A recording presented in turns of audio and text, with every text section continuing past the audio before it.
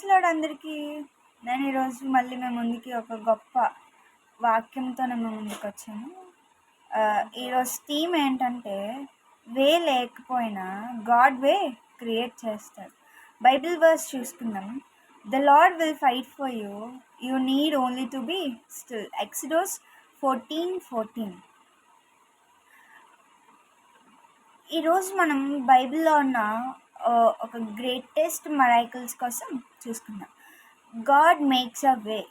మన లైఫ్లో కొన్ని సిచ్యువేషన్స్ వస్తాయి. జాబ్ లేదు, ఫ్యూచర్ గురించి కన్ఫ్యూజన్ ఉంటుంది, హెల్త్ ప్రాబ్లమ్స్ ఉంటాయి, మనీ ప్రాబ్లమ్స్ ఉంటాయి. ప్రేయర్ చేస్తాం కానీ ఆన్సర్ కనిపించదు. అప్పుడు మన మైండ్లో ఒక క్వశ్చన్, లార్డ్ నాకు వే ఎక్కడుంది, నేను ఏ దారిలో పోవాలి అని ఒక క్వశ్చన్స్ రేజ్ అవుతూ ఉంటాయి. కానీ ఈరోజు గాడ్ ఒకటే చెప్తున్నాడు, నువ్వు వే చూడలేకపోయినా నేను ఆల్రెడీ వే ప్రిపేర్ చేస్తున్నాను అని. బైబిల్లో ఎక్సోడస్ చాప్టర్ 14లో ఒక గొప్ప స్టోరీ ఉంటుంది. ఏంటంటే, ఇజ్రాయెలైట్స్ 430 years ఈజిప్ట్లో స్లేవ్స్గా ఉన్నారు. రోజు కష్టపడుతూ గాడ్ని పిలిచి, గాడ్ వాళ్ళ ప్రేయర్స్ విని మోజెస్ని రేస్ చేసి వాళ్ళని డెలివర్ చేశాడు. 10 పవర్ఫుల్ ప్లాగ్స్ తర్వాత ఫరో వాళ్ళని రిలీజ్ చేశాడు.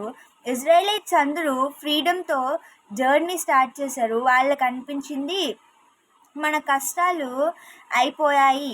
కానీ కొన్ని రోజులు ఫరో హార్ట్ మళ్ళీ మారిపోయింది. ఆ పీపుల్ని వదలకూడదు అని తన స్ట్రాంగెస్ట్ ఆర్మీని పీపుల్ మీదకి అగైనెస్ట్గా పంపించాడు.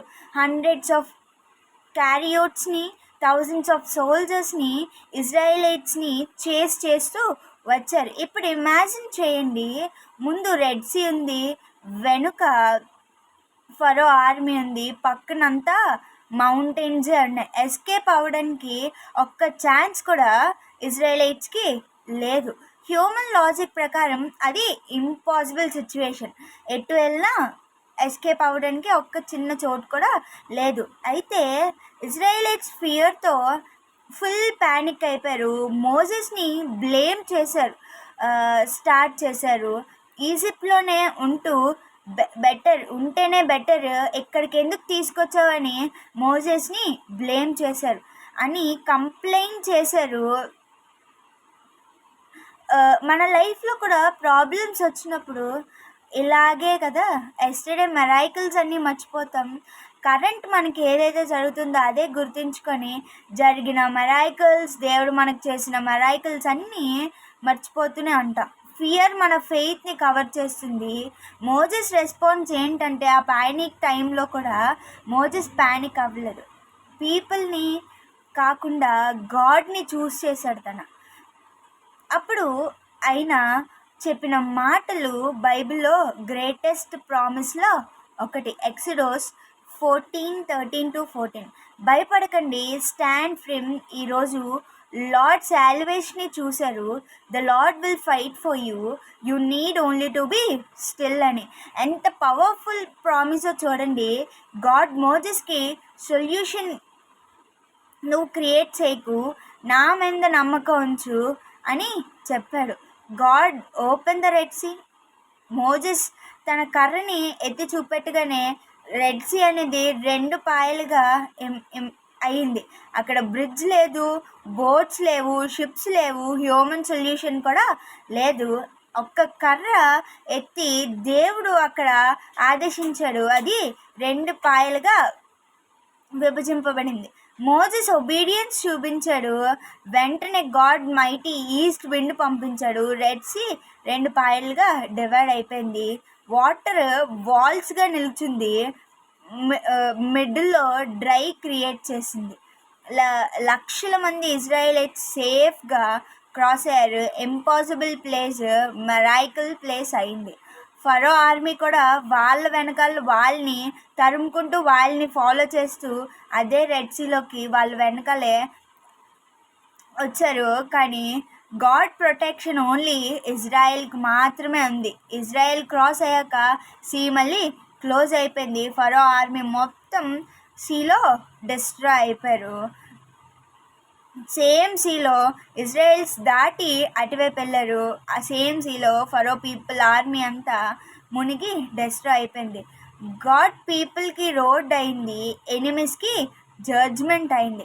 మన గాడ్ సేవ్ చేయడం మాత్రమే కాదు, ఎనిమీ ప్లాన్ని కూడా డెస్ట్రాయ్ చేస్తాడు. పవర్ఫుల్ లైఫ్ లెసన్ ఏంటంటే, ఇంపాసిబుల్ సిచ్యువేషన్ అంటే ఇంపాసిబుల్ గాడ్ కాదు ఆయన. మనకి ఇంపాసిబుల్ అయితే ఆయనకు అన్నీ పాసిబుల్, ఎందుకంటే మనల్ని రూపించింది ఆయన కాబట్టి. కానీ గాడ్కి ఇంపాసిబుల్ అనే వర్డే లేదు. ఫియర్ సిచ్యువేషన్ని చూస్తుంది, ఫెయిత్ గాడ్ని చూస్తుంది. ఫియర్ చెప్తుంది ఫినిష్ అని, ఇక్కడతో అయిపోయింది అని. ఫెయిత్ చెప్తుంది గాడ్ ఈస్ గెటింగ్ స్టార్టెడ్, ఇప్పుడే మొదలైంది అని. God some times leads you in to difficult places. కొన్ని కష్టమైన దారుల గుండా ఆయన నిన్ను నడిపిస్తూ తీసుకెళ్తాడు. గాడ్ ఇజ్రాయేలీట్స్ని రెడ్ సీ దగ్గరికి తీసుకెళ్ళాడు, డెస్ట్రాయ్ చేయడానికి కాదు, తన గ్లోరీ చూపించడానికి. కొన్ని కష్టాలు పనిష్మెంట్గా కాదు, ప్రిపరేషన్కి దారి తీస్తాయని చూపించడానికి దేవుడు రెడ్ సీ దగ్గరికి తీసుకొని వెళ్ళాడు. ఒబీడియన్స్ మెరాకిల్కి డోర్ ఓపెన్ చేస్తుంది. మోజెస్ స్టాఫ్ రైజ్ చేయడం సింపుల్ యాక్షనే, కానీ ఒబీడియన్స్ మెరాకిల్ని రిలీజ్ చేసింది. స్మాల్ ఒబీడియన్స్ బిగ్ మెరాకిల్ అనమాట. గాడ్ మేక్స్ అ వే అంటే ఇదేనేమో. వే కనిపించకపోతే గాడ్ క్రియేట్ చేస్తాడు. డోర్ క్లోజ్ అయితే గాడ్ న్యూ డోర్స్ ఓపెన్ చేస్తాడు. సీ ఉన్న రోడ్ క్రియేట్ చేస్తాడు. జీసస్ కనెక్షన్ ఎలాంటిదంటే, ఓల్డ్ టెస్ట్మెంట్లో గాడ్ రెడ్ సీలో వే క్రియేట్ చేశాడు. న్యూ టెస్ట్మెంట్లో జీసస్ మన శాల్యువేషన్ కోసం క్రాస్ ద్వారా మన వే క్రియేట్ చేశాడు. జీసస్ అన్నాడు, I am the way, the truth and the life. John 14:6లో జీసస్ని ఫాలో అయితే ఇంపాసిబుల్ జర్నీ కూడా విక్టీరియస్ జర్నీ అవుతుంది. ఈరోజు ఏంటంటే ఫ్రెండ్స్, మేబీ నువ్వు ఇప్పుడు నీ ఓన్ రోడ్ సీ ముందు నిలబడి ఉంటావు. జాబ్ ప్రాబ్లం అవునే, ఫైనాన్షియల్ అవునే, ఫ్యూచర్ కన్ఫ్యూజన్ అవునే. గాడ్ ఈరోజు చెప్తుంది ఏంటంటే, భయపడకు, స్టాండ్ ఫిర్మ్, నేను నీకోసం ఫైట్ చేస్తాను. Remember, God doesn't need a road to take you forward, he can create one. Amen.